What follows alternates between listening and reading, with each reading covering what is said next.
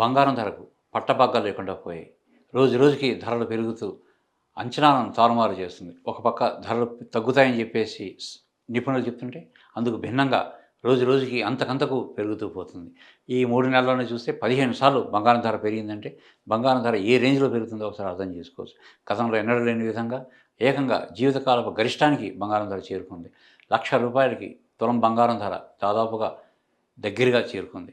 అక్షయ తృతీయ మరో పక్షం రోజుల వ్యవధిలో ఉంది. అక్షయ తృతీయ నాటికి రూ. 1,00,000 దాటే అవకాశం ఉందని చెప్పేసి సర్వేలు వెల్లడి చేస్తున్నాయి. అసలు వాస్తవానికి ఈ బంగారం ధర చాలా వరకు తగ్గుతుందని, 60,000కి దిగుతుందని అంచనాలు ఉన్నాయి. అయితే ఈ నెల రోజుల్లోనే అంచనాలన్నీ తారుమారు చేసింది. దీంట్లో నిపుణులు కూడా ఆశ్చర్యపోతున్నారు. బంగారం ధర ఈ మేరకు ఏ విధంగా పెరుగుతుందన్న దాని మీద ఆశ్చర్యం వ్యక్తం చేస్తున్నారు. ప్రధానంగా మనం చూసుకుంటే బంగారం ధర ఎప్పుడైతే సంక్షోభం ఉంటుందో, సంక్షోభం ఉన్నప్పుడు బంగారం ధరలు పెరుగుతూ వస్తుంటాయి. ప్రస్తుతం చూసుకుంటే అమెరికాలో ట్రంప్ తీసుకుంటున్నటువంటి సుంకాల యుద్ధం ఏదైతే ఉందో ఆ ప్రభావం స్పష్టంగా బంగారం మీద చూపిస్తుంది.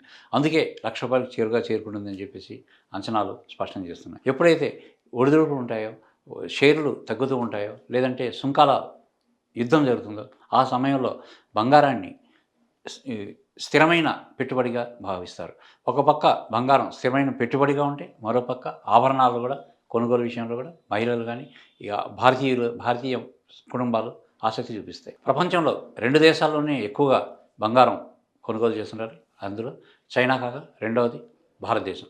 భారతదేశంలో ఉన్నటువంటి పెరుగుదల మరి ఏ రాష్ట్రంలో కూడా మనకి కనిపించదు. అయితే బంగారం ఎక్కువగా నిల్వలు ఉన్న రాష్ట్రం చూసుకుంటే అమెరికాలో అత్యధిక స్థాయిలో నిల్వలు ఉంటే, ఇండియాలో మాత్రం చాలా తక్కువగా ఉంది. 8వ స్థానంలో ఉంది. అయినప్పటికీ బంగారం ధర మాత్రం ఇక్కడ పెరుగుతూనే ఉంటుంది.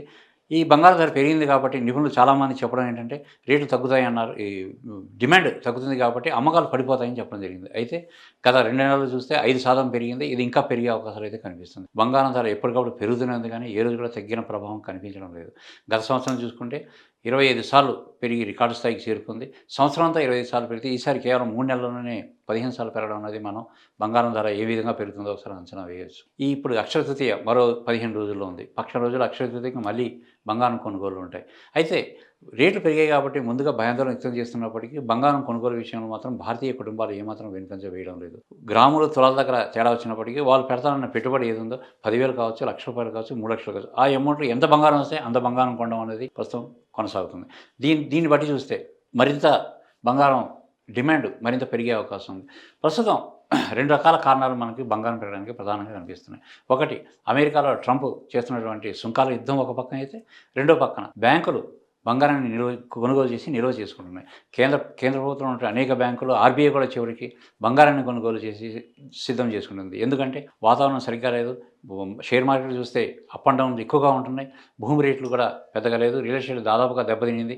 ఇలాంటి సమయంలో స్థిరమైన పెట్టుబడి ఏదైనా ఉందంటే అది కేవలం బంగారంగా మాత్రమే కనిపిస్తుంది. బంగారం చూస్తే వడ్డీ పరంగా కూడా చాలా తక్కువ వడ్డీ రేట్లు కూడా మనకి తనఖా పెట్టినప్పుడు మనకి నగదు రూపంలో తీసుకోవచ్చు. 80 దశకంలో చూసుకుంటే 80 నుంచి 1990 వరకు కాగితం మీద పెట్టుబడులు అంటే రుణాలు తీసుకునేటప్పుడు బాండ్ ఫారం మీద రాసుకోవడానికి, తర్వాత భూమి తనఖా పెట్టడానికి ఆసక్తి చూపించేవారు. అయితే 90 నుంచి పరిస్థితి మారుకుంటూ వచ్చింది. 90 నుంచి బంగారం ధర పెరుగుతూ రావడంతో బంగారం స్థిరమైన పెట్టుబడిగా భావిస్తున్నారు. ఎవరైనా సరే బంగారం అంటే ఒక రక్షణగా ఉంటుంది. అవసరమైనప్పుడు వాడుకునే అవకాశం ఉంటుంది. అదే భూమి కానీ, ఇతర వస్తువులు కానీ ఏదైనా ఉన్నప్పటికీ చాలా ప్రాసెస్ ఉంటుంది దానికి. ఉదాహరణకి ఒక ఎకరం భూమి మనం తనఖా పెట్టాలంటే దానికి టైం బీయింగ్ ఎక్కువగా ఉంటుంది. బంగారం అయితే అలా కాదు. ఈరోజు కావాలంటే ఈరోజే మనం ఆర్థిక సంస్థల దగ్గరికి పోయి బ్యాంకు నుంచి రుణం తీసుకోవచ్చు. ఆ రుణం కూడా చాలా తక్కువగా ఉంటుంది. దీనికి ఎటువంటి ష్యూరిటీలు ఉండవు. వేరే లోన్లు కానీ తీసుకోవాలంటే 2-3 ష్యూరిటీలు కావాలి, గెజిటెడ్ ర్యాంకు వాళ్ళ సంతకాలు కావాలి, అవన్నీ ఉంటాయి. అయితే బంగారం దగ్గర అవేమి ఉండవు. కాబట్టి మధ్యతరగతి కుటుంబం దగ్గర నుంచి సామాన్యులు కూడా బంగారం మీద దృష్టి పెడతారు. ఇంకా వ్యాపారం దగ్గరికి వచ్చేటప్పటికి ఏదైతే షేర్లు కానీ, రియల్ ఎస్టేట్ కానీ ఎప్పుడైతే తగ్గుముఖం పడ్డాయో, అప్ అండ్ డౌన్స్ ఉన్నాయో, భద్రత కోల్పోతున్నారో అలాంటప్పుడు బంగారం వైపు రావడం జరుగుతుంది. ఇప్పుడు ప్రస్తుతం 2 రకాలకు కూడా, ఒక పక్క రియల్ ఎస్టేట్ లేదు, మరో పక్క share market up and down అవుతుంది. రెండో పక్క చూసుకుంటే ఈ ట్రంప్ వచ్చిన తర్వాత సుంకాల యుద్ధం మొదలైంది. ఇదంతా చూసుకుంటే ప్రస్తుతం ఈ వాణిజ్యపరంగా ఏమాత్రం అనుకూల వాతావరణం లేదా మొత్తం అంతా ప్రతికూల వాతావరణం కనిపిస్తుంది. ఈ ప్రతికూల వాతావరణంలో బంగారం కొనడం మాత్రమే స్థిరమైన పెట్టుబడిగా ఉంటుంది కాబట్టి అక్కడ బంగారం కొనడం జరుగుతుంది. ఇప్పుడు కన్నా పదే సర్వేలు ఏం చెప్తున్నాయంటే మళ్ళీ బంగారం తగ్గుతుందని చెప్తున్నారు. ఈ మాట దాదాపుగా గత 2 దశాబ్దాలుగా సర్వేలు చెప్తూనే ఉన్నాయి. కానీ ఏ రోజు కూడా బంగారం తగ్గిన దాఖలాలు అయితే కనిపించట్లేదు. ప్రతిసారి 4 అడుగులు ముందుకేస్తే 1 అడుగు మాత్రమే వెనక్కి వస్తుంది. అంటే సుమారుగా రూ. 2,000 పెరిగితే ₹100-200 మాత్రమే తగ్గుముఖం చూపిస్తుంది. అలాగే చూసుకుంటూ వెళ్తే ప్రతిసారి కూడా ఒక రేసు గుర్రంలాగా బంగారం ధరలు పెరుగుతూనే ఉన్నాయి కానీ ఏ రోజు తగ్గింది లేదు. ఇప్పుడు కూడా అదే నమ్మకం కొనుగోలుదారులో కానీ, పెట్టుబడిదారులో కానీ, వ్యాపార వాణిజ్య వర్గాల్లో కానీ బంగారం ధరలు తగ్గవు అన్న నమ్మకం కనిపిస్తుంది. ఆ నమ్మకంతోనే ఇప్పుడు బంగారం కొనుగోలు చేస్తున్నారు. బంగారం మరోసారి ఎవర్‌గ్రీన్ అని చెప్పేసి నిరూపించుకుంది. ఈ బంగారం ధర మరింత పెరిగి ఈ సంవత్సరం అంతానికి వచ్చేటప్పటికి తులం బంగారం ధర 1,25,000కు చేరుకునే అవకాశం ఉందని చెప్పేసి అంచనాలు పేర్కొంటున్నాయి.